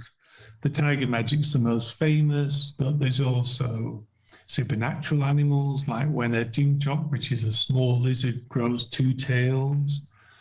It's extremely good for good fortune. Beetles' wings, because they were worn as adornment for love magic. Snake skin for evasion and for impenetrable skin, and deer skin for metta, for kindness, because deer have that element within them. Cats are used, but they have to be stillborn or die naturally within the womb of the mother cat. And they are phenomenally good for money, attracting money, and also for potent protection of the home. They become a little tiger in that position. And boar's teeth for authority, because a boar is so terrifyingly strong. What else is there? The centipedes. I think centipedes are for protection. Spiders, similar. They're for knocking back black magic. You know, if you have a tarantula, a dried tarantula in an amulet, people will definitely stay away. What about birds or anything on dragonflies? No, not really. Can't think of any bird that's used, except for they would have used the beautiful feathers of birds for adornment, but that's not translated into the magic. Bulls for protection, like a protective spirit, like a humpayon, are used. It's like a protected land spirit, and they're used to protect the land. But no parts of the bull are used unless, say, it's killed by lightning, because then it becomes supernatural. I think that's about it, really. It's quite big. The animism has survived here from ancient times. Right. Well, and you brought up... Very little they've consciously forgotten. Yeah. There's only a couple of very special things that they're looking for how to do it. Huh. Yeah, no, that's definitely evident, and I appreciate you running us through a bunch of them real quick there. You mentioned tattoos, and I know this is a big part of your first book, or the first book that I became aware of, Thai Occult, right? And I had never even considered that. You know, I don't have any tattoos. I just preferred just not to, maybe out of fear of the pain or whatever. But it, you know, it's not like I'm over here, you know, with a bunch of tattoos. But I was fascinated because, you know, here in America, there's a certain like set of images, this sort of cliche tattoos that people get. And I wonder, you know, do you think that this translates in other languages, or have they perfected the science of making these, you know, sigil tattoos? Well, first you have to look at the tattoos from other countries, yeah? And I would suggest that any tattoo that is made that involves ritual has meaning to the person, and therefore there is magic within it. It's about faith and meaning. Yeah. But the difference here with the tattoos is that they embody the tattoo within the body. They use a kata to give it life.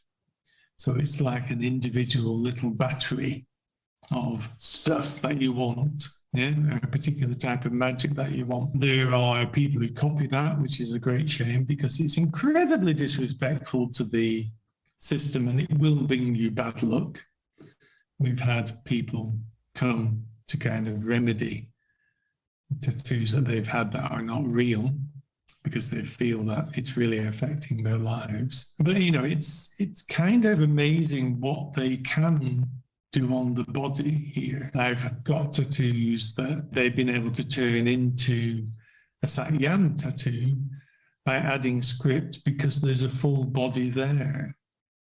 But I've also got the blue tattoos on me of the bones of a chinchok. And I asked Ajahn if he could do that. He said, but it's dead already. I can't bring it to life. It's just a skeleton, you know. To which my really rather disrespectful responses, is there no zombie magic? I have to ask, you know, you never know. But I don't know of any other system. There are tattoos around the world that are related to ritual, ritual is beautiful. Related to shamanism and New Zealand tattoos, all that sort of thing. But there is none that actually embodies the tattoo with life. And I've got a few tattoos from one or two Ajahns in particular that I can feel their separate life on my skin. I can pull on them if I want the use of that tattoo. Wow.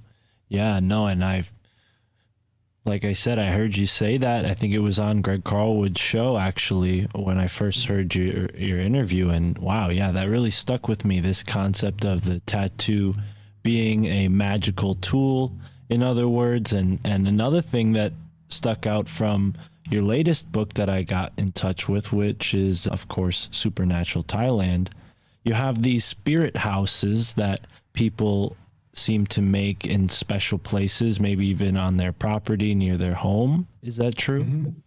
Yes, we give a place we build a small home for the land spirits that the house resides on. Yeah. They can be of two types. They can be of a type where people have died on that land, as in it's been residences there before, or it can be the other type, which is just basically Buddhist. And it depends on the region of the country as well. But I mean, I've not offered incense to my spirit house this morning, so I'll do that after this interview.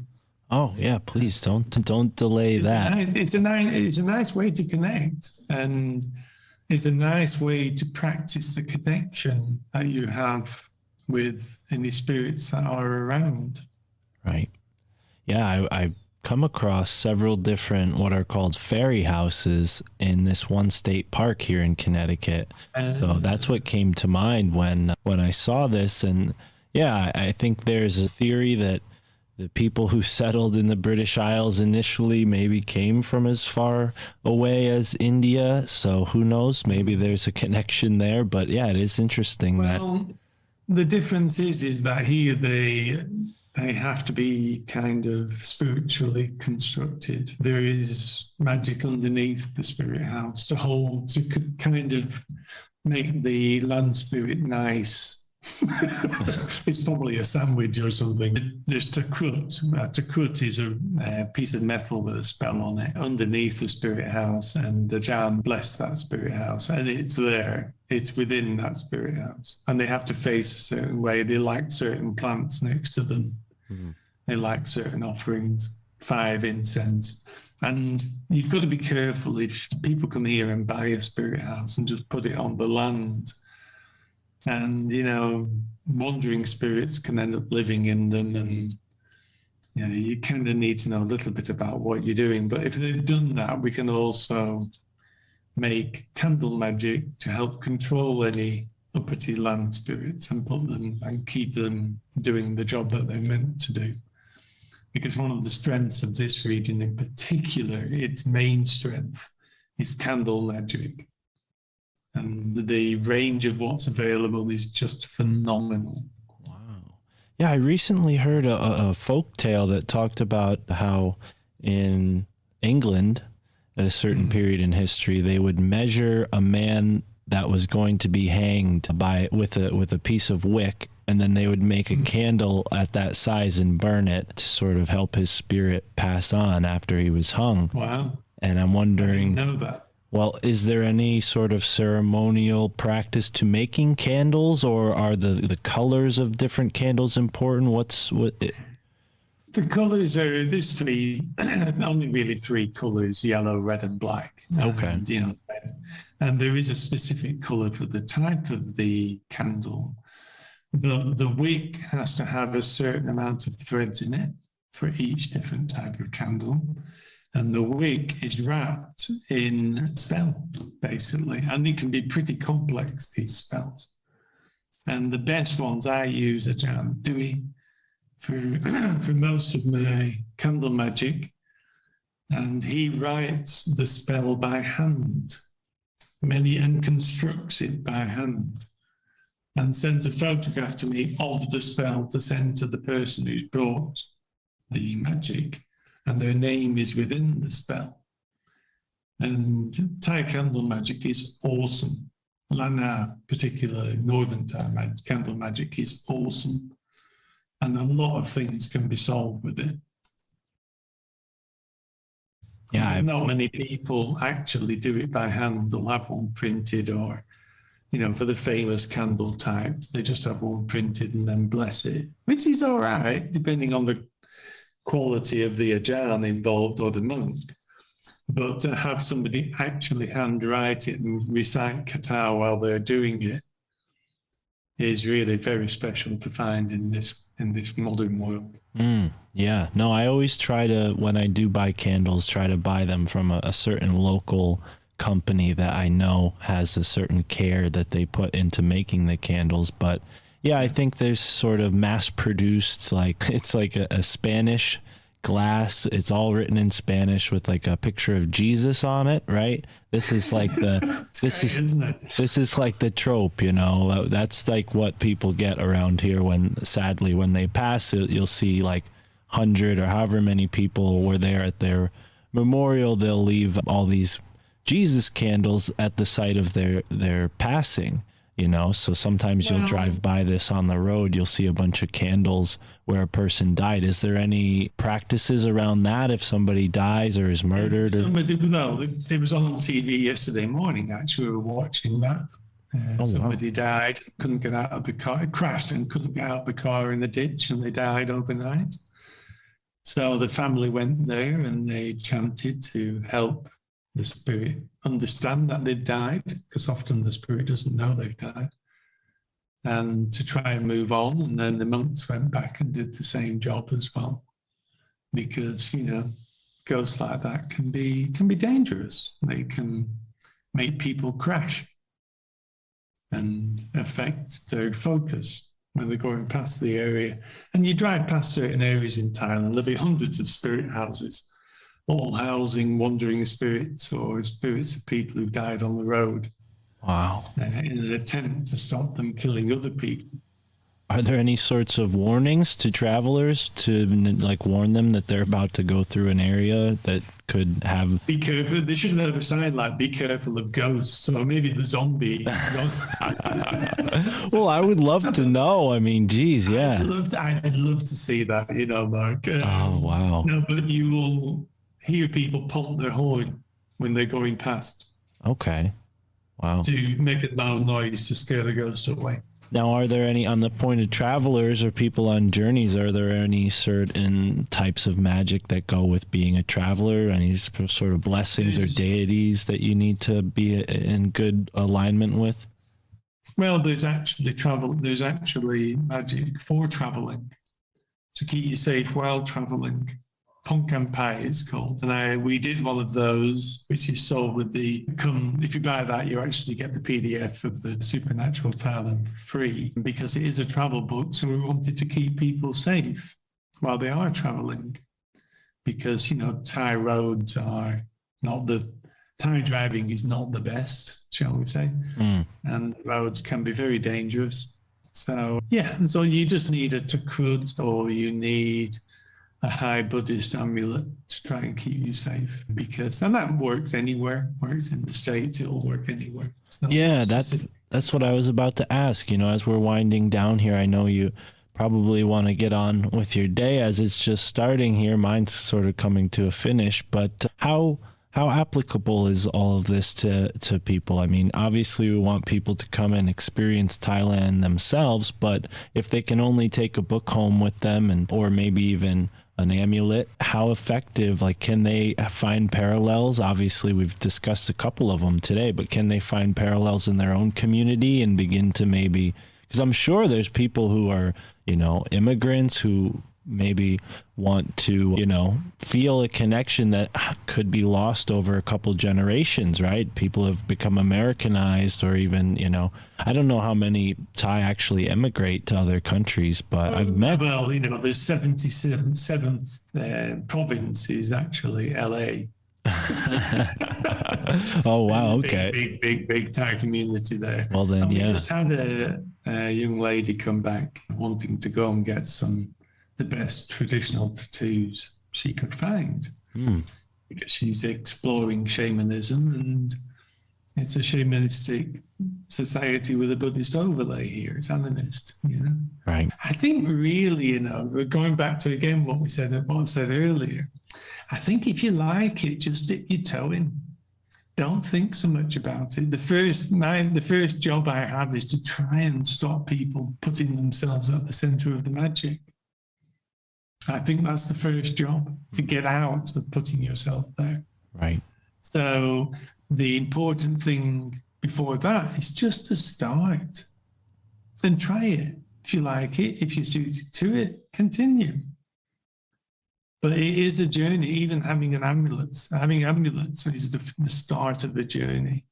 And that journey can change the way we see the world, change everything within us that people don't really quite understand yet, because it's only just starting, Absolutely. And that's what we discussed in the last book. That's going to be hopefully out in September, something like that. Right on. Because we have to I didn't want to do this in many ways I carefully word it about what we've discovered in the last 7 years by doing it and following the practice of praising ghosts and deities and all the rest of it. It has to be carefully worded, because the important thing is the experience of the person who's doing it, not my telling them how it feels. So it's experiential. We have to learn from the experience of the life itself. And, instead of wanting to know the answers, it's like martial arts. You'd be told to kick a bag, and after 1 million times of doing it, you might be good at it. Yeah? We just have to learn from the process itself and allow it to work on us. So, the first job is starting. Second job is to get ourselves out of the magic, not to try and control it, not to be the center of it. And after that, life changes. Wow. Brilliantly said. And thank you so much, Peter Jenx. This has been a really interesting, very unique first time diving into the culture that is Thailand and all the magical aspects. I really appreciate it. And yeah, it is like martial arts. I mean, we have to be the way. Isn't it amazing with Thailand? This is just part of the continuation of the opening of this culture. We had Thai food, Thai martial arts, Thai massage, and now we're looking at Thai magic. And there's so much more. I always get the feeling we're just scratching the surface. Mm. It's phenomenally deep culture. Well, and I brought up Peter Shampoo in this conversation, and he likes to interpret the landscape energies, and I'll say, just looking with my own eyes, the shape of Thailand, it has this sort of almost feminine look to it, almost like a womb, right? So I think, yes, Thailand is birthing maybe a whole new impression that'll change the global culture for good. I think, you know. Well, I think it can always act as a place to come and be, which is what we miss in the world many times. And I think it's important as a spiritual center will rise with what the astrology is predicting this particular decade. I think it will become more important as a source of kind of spiritual survival in many ways.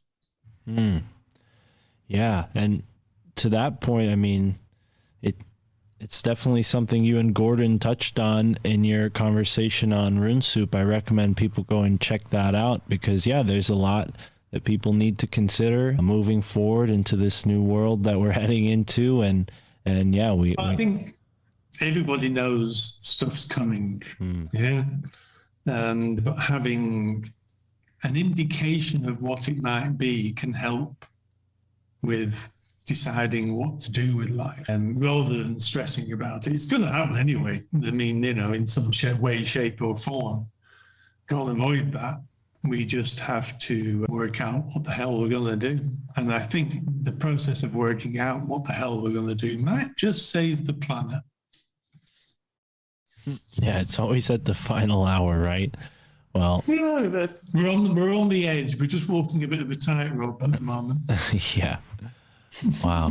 Well, one last question before we go, sir. And I know you sort of answered this in a way, but you're on the My Family Thinks I'm Crazy podcast. Does your family think you're crazy for all the work you... My mum, bless her, she passed in 2020, just before the pandemic. She got out just in time, which is typical of the mum. She always used to say to me, because I've had a very unusual life, and when she got the first book, and particularly when she got the big book, she said, "We don't know where we got you from, but we're glad you're around." Oh, wow. I think that tells you everything about what my family thinks about me. Well, yes, and thank you. Yeah. She was very funny. Sorry, motorcycles speeding by at the worst timing. But either way, Peter Jenx, thank you so much. And yeah, thank you, Mark. I've felt that way myself. So you're right at home here, and yeah, truly an honor to speak with you today. And I look forward to reading further and checking out the amulets. I think people should go and link up and see everything that you have to offer. Can you tell them before we go where the best place to support you is, to get the books, to, even get an amulet as we discussed today? Well, first of all, I think we should chat again once I get the next book out, because the next book is perhaps the most important one I've done. It's certainly looking that way. If people want to investigate further what we do, there's a page on Facebook, the Thai Occult Books, and there's a website where people can go and look at some of the stranger things that we sell, the ThaiOccult.com, all one word, all lowercase. And then you will probably have the same opinion as my mum. I'd hope not. Not at least from this audience. But yes, Peter, I'd love to have you back on. I appreciate you offering. And I look forward to what you come out with next. And yeah, on to the next one. For everyone listening, thank you so much. And immerse yourself in the ever-expanding now, wherever that takes you, even Thailand.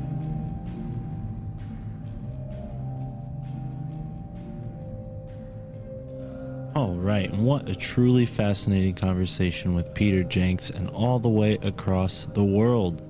This is a pretty far distance. I've had guests from Australia, I've had guests on Mexico, in Norway, in New Zealand even, I believe, if my memory serves me correct. And now, here, today, we have a guest from Thailand. Initially, from England, I believe. And it's a true pleasure to finally get to speak to Peter. I remember listening to his appearance on the Higher Side Chats and being very fascinated. It was one of those podcasts that you just remember where you were when you listened to it. So it was a pleasure. I recommend his books. You can get them in PDF form, and they are great, especially if you're planning on traveling to Thailand. I would recommend it. Get those books, learn as much as you can, and immerse yourself in a totally unique culture. As far as the show goes, we've got another really fantastic episode coming out soon, and an amazing episode 200 planned. So stay tuned. We're on our way towards our 3rd year of the My Family Thinks I'm Crazy podcast. Almost on to the 2nd anniversary this October 5th. So 2nd anniversary, 2 years of the My Family Thinks I'm Crazy podcast. It's really cool to have gotten this far and have as many listeners as we do with us here on the show, listening every week and supporting on Patreon and with one-time donations, picking up the Scene Edition 1 PDF.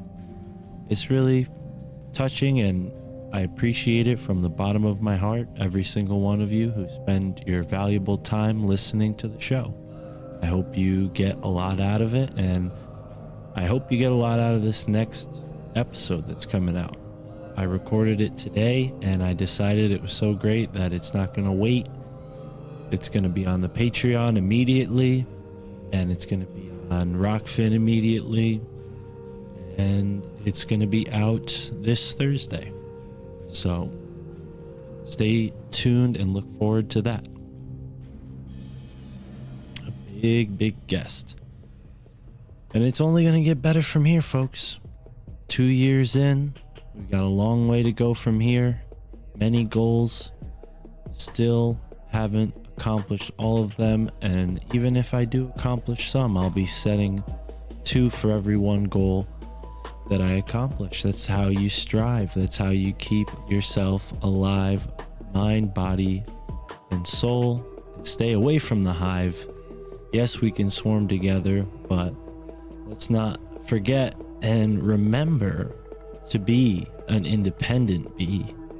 Don't be just another worker bee. Be the change you wish to see in the world. And that's off the top of my head, folks. We're not doing any notes for this outro. We never do notes for the outro. All the intros are written out. That's how I've been doing them lately. Tell me what you think. Leave a 5-star review on Apple. That really helps the show grow. Let me know what you think. Kind messages will be read. I really appreciate everybody helping out. And yeah, that's it for this episode. Explore Thailand, help out Peter Jenx, pick up some of his books. You can also check out the amazing amulets that they have for sale. Really special stuff. I imagine you should request the right amulet, and the best way to do that is by talking to Peter yourself. And he's really easy to get in touch with. His email is on his website, and the website is linked in the description. Of course, I gotta say, support the show on Patreon. It's only $2, $3, $4, $5 away, however much you want to support, and you get access to all the videos, all the bonus content, all the audio, and everything I add along the way. I'm always coming up with new ideas. I've not done another Patreon, Telegram meetup group, Zoom meeting. We're gonna do one for August, hopefully. And of course, I haven't done any spirit animal names, but I can do those if you guys want them. Anyways, Patreon, that's the best way to support the show. It's all encompassing. But if you don't like Patreon, we have a really awesome new way for you to support the show. There's a $5 tier, and this $5 tier is on Ko-fi.com, the same place where you can buy the Scene Edition 1. And I'm going to be uploading all of our bonus content from here on out on the Ko-fi store. It might take me a while to upload the archive because I have to do it one at a time. So, you know, Patreon's still for now the best place. But if all you care about is supporting the show and you have a philosophical obstacle with Patreon, which I completely understand, I'm only using it because it seemed to be the best option when I started. But if you have that philosophical objection to Patreon. I understand completely. So you can support the show with a $5 membership monthly tier. You just put it in, forget about it. You'll be supporting the show each month, and you get access to all the bonus content from here on out. And like I said, I'll be sure to upload the archives and just make sure that it's essentially a clone of Patreon. Everything that goes on Patreon is going to go on Ko-fi, the same way that most of the stuff that goes in the RSS feed makes it to the YouTube channel. Notice how I said most of the stuff, because YouTube, as much as we appreciate all the YouTube listeners and the YouTube subscribers and the YouTube supporters, you gotta eventually switch over to a podcast app. I mean, even if you use Spotify or Apple, it's still better than YouTube. So they're not all perfect, but thanks to Adam Curry and the Podcast 2.0 Index, you can use a small podcast app and have access forever to this show. Even if the big platforms go and censor us and they say, oh, that episode you did with Mike Winter and Dr. Bear Lando, oh, you talked about the big C, that's too dangerous, we're going to censor that episode. You don't know. Who knows? Maybe Spotify will take it off. Who knows? Maybe YouTube will take it off. I don't know. But I know that the podcast apps that I use, like Podcast Addict, are hooked up directly to the Podcast 2.0 Index, which is basically a backup for the same podcast index that Apple and Spotify and all the rest grab the podcasts from that you see on their various apps. It's a very decentralized sort of way to share media, and that's where Alt Media United comes in. And we have a new show that I've been recording with my friend Al from the podcast Forum Borealis, all the way out there in Norway. And we're going to be getting into those sorts of tech podcasting, freedom of speech type of conversations directly on that show. Why do I want to do that show that way? Well, Al is a really awesome dude. He's very, very intelligent, and I'm just,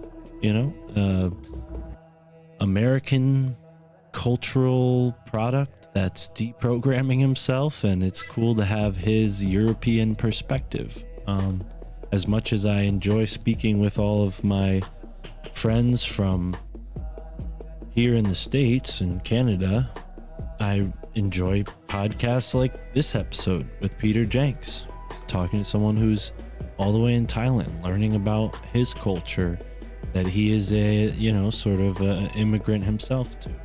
So that's just what you can expect more from. And I think with that show, Alt Media United, which has its own RSS feed, of course, you're going to see that side of my interests expressed in that podcast. We have a multifaceted approach. Sam Tripoli recently said on the latest episode of Tinfoil Hat that he thinks I'm coming for his throne of having the most podcasts, and I'm not. I got a lot of work on my plate, Sam. I appreciate you saying that. But yeah, it's interesting. The other thing that came up is Sam being psychic, and very diligent, acute listeners may have noticed that there are certain episodes where Sam Tripoli comes up in conversation, and then the show is interrupted because Sam calls me. And sometimes that's just because of scheduling, of course, but there have been a few times where it's been recorded that Sam is probably psychic, and I think it's just a fact. So if you didn't know, that's a My Family Thinks I'm Crazy theory. It was proposed on the Tinfoil Hat podcast, so it's not originally my theory, but I am corroborating that theory that Sam Tripoli is indeed psychic, and he manifested his recent appearance on the Joe Rogan Experience. I said it, folks. If you're listening this long, I love you. I appreciate you. Make sure you're in the Telegram group. Make sure if you're a Patreon supporter or a Ko-fi supporter or a Rockfin supporter that you hit me up and get that Telegram Patreon supporter only link. And that does it for today's show. Don't miss out on all the great My Family Thinks I'm Crazy bonus content. You can find all the links to sign up at myfamilythinksimcrazy.com. Have a great moment wherever you are in the now. สันติภาพและความรักแด่ทุกคนที่ได้ยินพอดคาสต์นี้ครอบครัวของฉันคิดว่าฉันบ้าไปแล้ว